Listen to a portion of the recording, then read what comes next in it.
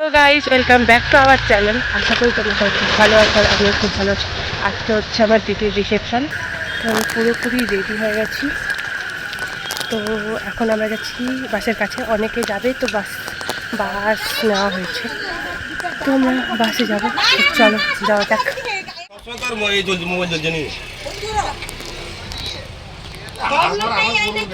Guys আমরা বসে গেছি বাসে।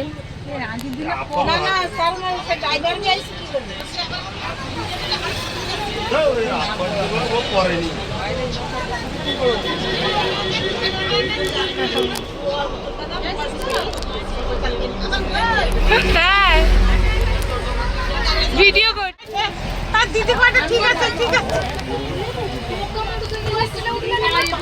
এখানে এত তথ্য।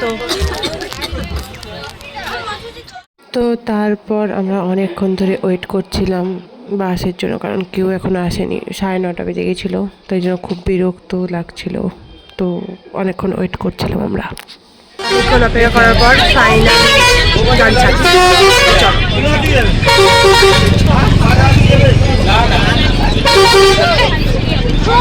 দেন এইখানটায় ফোনে সবাই ইন্ডিয়ার ম্যাচ দেখছে, কারণ আজকে ইন্ডিয়ার ফাইনাল ম্যাচ ছিল, তো তাই জন্য তো সবাই রিসেপশন যাচ্ছিলাম, তো ওই কারণে আমরা পৌঁছে গেছি। এখন সবাই নামছি, তো চলো নামা যাক।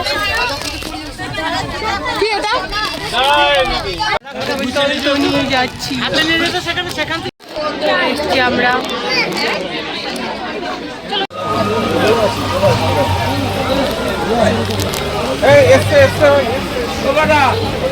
ভালো জায়গা পাচ্ছিল, টিপে উঠে চলে গেছে। তারপরে নিজের থোবড়ে লাগাচ্ছিলাম, কারণ আমি একটাও ফটো ঠিক মতো করে তুলতে পারছিলাম না, তাই আমার মুডটা খুব খারাপ হয়ে গিয়েছিলো। তো দেখো কি হয়। তারপর আমি আবার নিজের থোবড়া দেখাচ্ছিলাম, কারণ আমি নিজের থোবড়া দেখাতে খুব ভালোবাসি। আর কোনো কাজ ছিল না আমার এখানটায়, প্রচণ্ড পরিমাণে ভিড় ছিল আর প্রচণ্ড গরম লাগছিল আমাকে, ওই কারণেই নিজেকে দেখছিলাম। আর আমার টিপটা উঠে চলে গেছিলো আর প্রচণ্ড ঘাম হচ্ছিল এখানটায় অনুভূতি। আর তারপর আমি ফ্যানের নিচে দাঁড়িয়েছিলাম, কারণ প্রচণ্ড গরম লাগছিলো, তো তাই তো দেখো। তারপর আমরা এখানে এসেছিলাম, খেতে বসেছি, দেখতেই পাচ্ছ। দিয়ে নিজের থোবড়া দেখাচ্ছে, এখন আমাদের খাবার দিচ্ছিল না। এসে বসে গেছিলাম, বসে বসে নাটাঙ্কি মারছিলাম আমি। আর এখানে দিদিও বসে আছে, দেখতেই পাচ্ছ। তো আমি এইসব করেই থাকি, তো দেখো কি হয়। আমি লুক চেঞ্জ করে নিয়েছি। তারপর আমরা খাওয়া স্টার্ট করলাম, এই যে খাবার দেখতেই পাচ্ছ।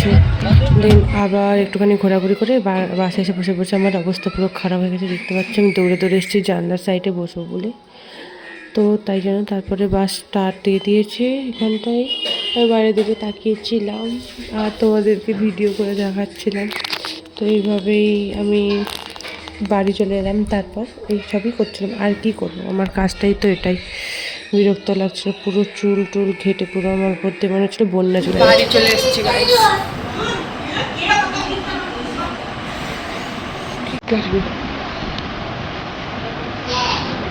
টাটা।